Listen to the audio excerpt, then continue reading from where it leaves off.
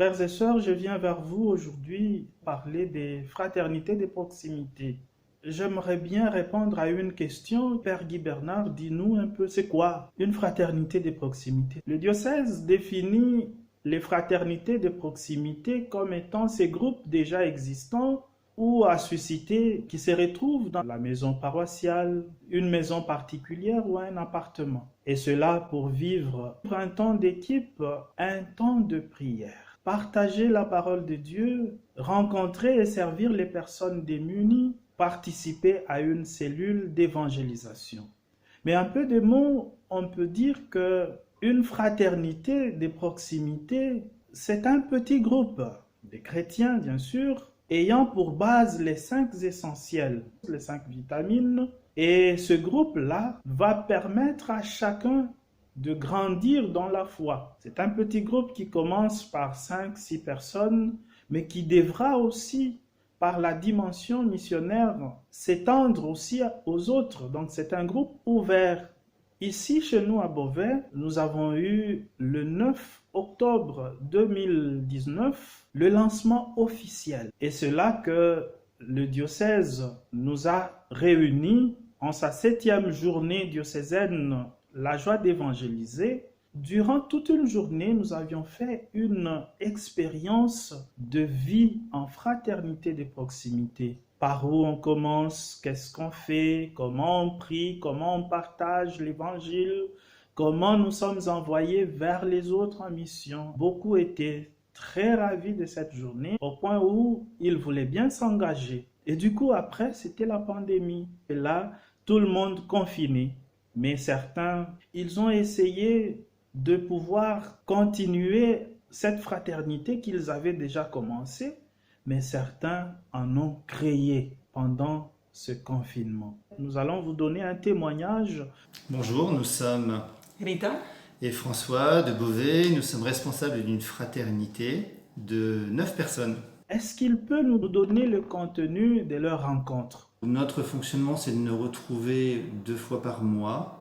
Alors pour un des membres de la fraternité, c'est pas possible, c'est qu'une fois. Donc concrètement, comment ça se déroule une soirée type? La première fois, c'est à la maison, chez nous. La deuxième fois, on se retrouve à la maison de Cécenne. Quand les rencontres sont chez nous, on démarre à 20h30 avec un bon temps d'accueil fraternel autour d'une boisson chaude, de biscuits. C'est le temps d'échanger, de prendre des nouvelles des uns des autres.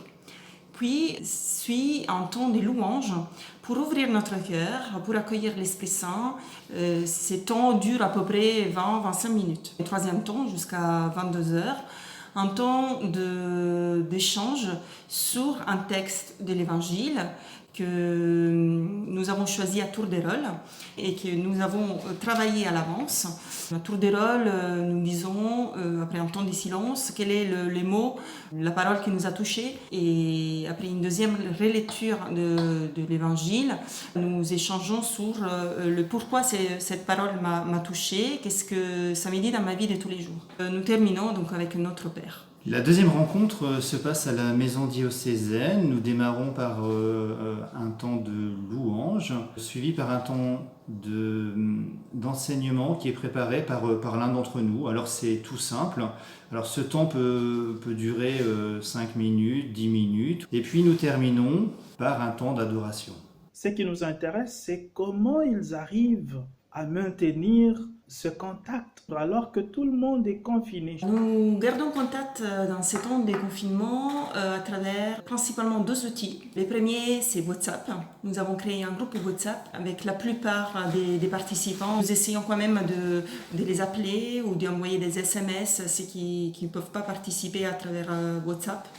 Et deuxième outil, à travers des conférences téléphoniques, qui est Skype, Zoom ou autres moyens visuels. Aujourd'hui, ce qui change suite au confinement, nous nous retrouvons téléphoniquement, heureux d'échanger à nouveau ensemble. On a vu que pour certains, c'était vraiment très dur les confinements. C'était l'occasion d'appeler cette personne à tour de rôle et donc de souder notre fraternité. Nous avons convenu en fait de nous retrouver toutes les semaines. C'était tellement important de garder ces contacts. On a décidé de changer pour le coup sur un texte de l'évangile du dimanche précédent. J'aimerais bien que les responsables essayent de nous donner les avantages d'une fraternité de proximité. Nous sommes désormais ensemble dans cette belle fraternité alors que nous ne nous connaissions pas au départ. Nous sommes très étonnés de ce que fait le Seigneur pour chacun, de la progression dans les partages, dans ces beaux temps de prière où nous nous portons les uns les autres, et ces liens de fraternité qui se sont tissés au fur et à mesure. Quel conseil peut-il prodiguer à ceux-là qui se disent « nous sommes en confinement, c'est impossible de former une fraternité ». On pourrait dire c'est encore une chose en plus qui prend du temps, et puis moi je ne sais pas animer. En même temps c'est pas bien grand-chose en préparation, c'est important aussi que chacun puisse prendre en charge cette animation à tour de rôle. Et le plus beau c'est qu'on nous laissons vraiment émerveiller par ces beaux partages qui nous secouent et qui nous remettent en mouvement. Et ça, c'est vraiment très beau. Oui, nous sommes heureux de vivre ensemble ces moments.